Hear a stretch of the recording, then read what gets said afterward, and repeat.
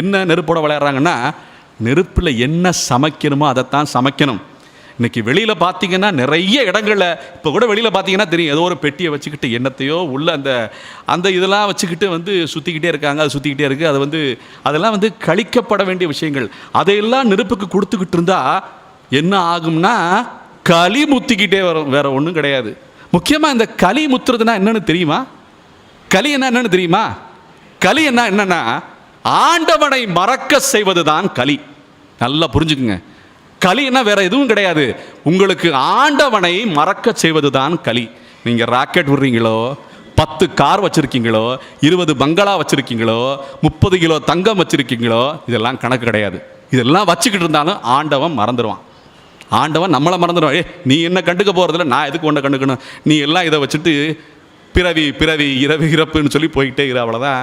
என்ன நீ கண்டுக்க மாட்டேங்கிற, நான் உன்னை கண்டுக்க போகிறது